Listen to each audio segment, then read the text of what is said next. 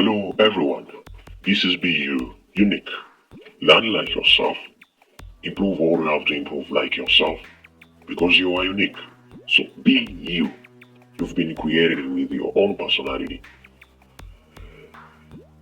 Today we are going to discuss about science. Science and Bible. What is the difference here? The difference is very simple. Science is something which is unique, and Bible also is something which is unique. So they are totally different.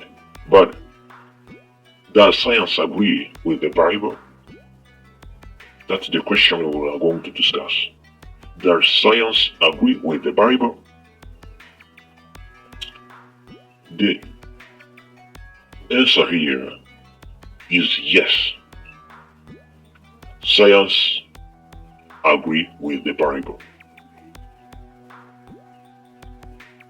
Yes, for although the Bible is not a science textbook, it is accurate when it mentions matters of science. Let us take some of examples showing that science and the Bible agree and that the Bible contains scientific facts that differ greatly from the beliefs of many people living at the time it was written. Let me let me repeat this. Although the Bible is not a science textbook, it is accurate when it mentions matters of science. Those examples we are going to examine will show that science and the Bible agree and that the Bible contains scientific facts that differed greatly from the beliefs of many people living at the time when it was written.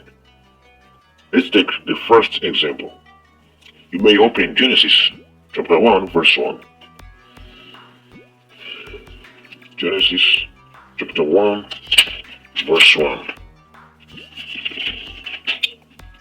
In the beginning, God created the heavens and the earth. God created the heavens and the earth. In contrast, many ancient myths describe the universe not as being created, but as being organized from existing chaos.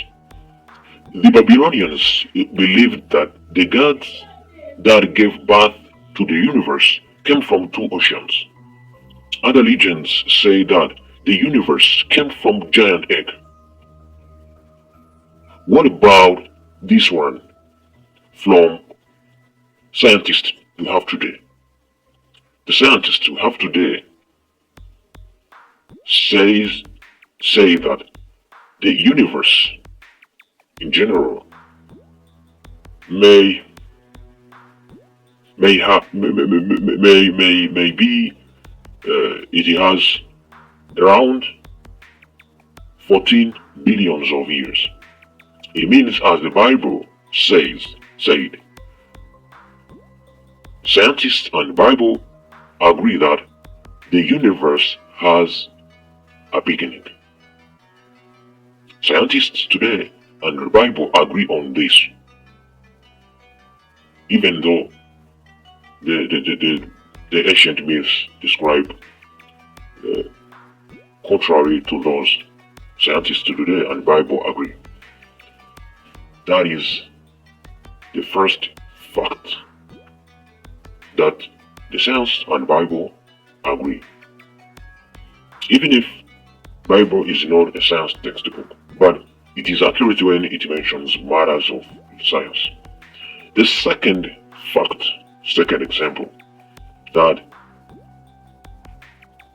we show was that science and Bible are agree with on on a particular point.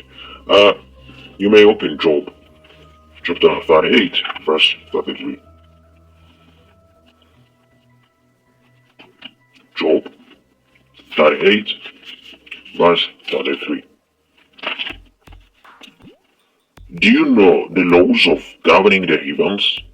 Or can you impose their authority on the earth? How? What about this verse?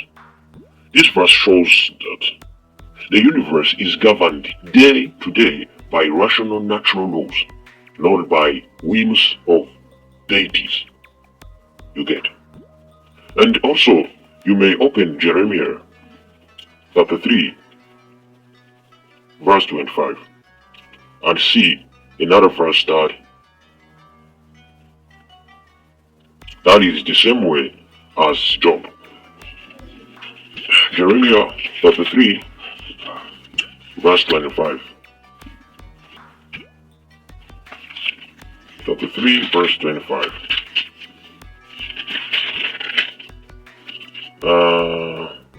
This is what Jehovah says. Just as surely as I have established my covenant regarding the day and the night, the laws of heaven and earth. The myths from around the world teach that humans are helpless before the unpredictable and sometimes merciless acts of the gods. What about the scientists today? Scientists and the Bible agree that the universe is governed day to day by rational natural laws, not by the whims of deities. This is the second example where Bible and the science agree. Even if Bible is not a science textbook, but it is accurate when it mentions matters of science. The third example, you may open Job 26, verse 7. Job 26, verse 7.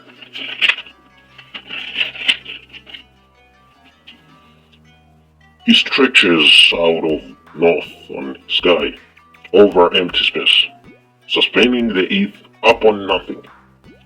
Let me repeat this. He stretches out the northern sky over empty space, suspending the earth upon nothing. This verse shows that the earth is suspended in empty space. Many ancient peoples believed that the world was a flat disk supported by a giant or an animal such as a buffalo or a turtle. But the scientists today agree with the Bible that the earth is suspended in an empty space. This is the third example where science and the Bible agree, even though many ancients didn't agree with the Bible when it was written. That's a wonderful one. The fourth example, in Job 36, verse 27 and 28. 36, Job 36, verse 27 and 28. He draws up the drops of water. They condense into rain from his mist. Then the clouds pull it down. They shower down upon mankind. Rivers and springs are fed by water that has evaporated from the oceans and other sources, and then has fallen back to the earth as rain, snow, or hail. As we have read on in Job 36, verse 27 and 28. This is also right in Ecclesiastes chapter 1, verse 7, and Isaiah 55, verse 10, and in Amos verse 6 in chapter 9. So what about the ancients said about this? The ancient Greeks thought that the rivers were fed by underground ocean water, and this idea persisted into the 18th century.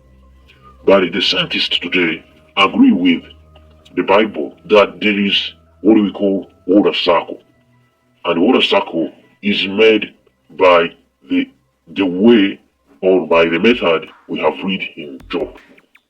This is another example where science and the Bible agree each other, even though the ancient when this was written will not agree with this. That's really, really wonderful. The fifth example, you can read it in Psalm 104, verse 6 and 8. The mountains rise and fall, and today's mountains were once under the ocean. In contrast, several myths say that the mountains were created in their current form by the gods. But the scientists today agree with the Bible that the mountains rise and fall, and today's mountains were once under the ocean. That's a very, very wonderful point here. The sixth, as the last point we are discussing, let us see in Leviticus chapter 11, verse 28. Leviticus chapter 11, verse 28. The one who carries their dead bodies should wash his garments, and he will be unclean until evening. They are unclean too.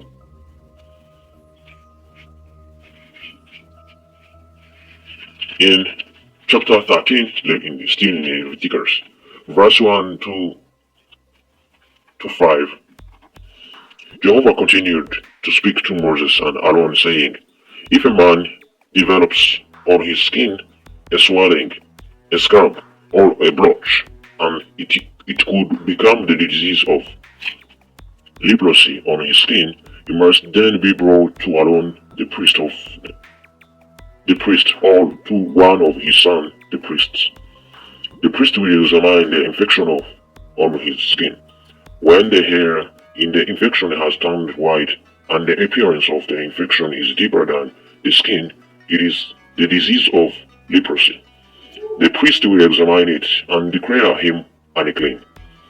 But if the blotch on his skin is white and its appearance is not deeper than the skin and the hair has not turned white, the priest will then quarantine the infected person for 7 days.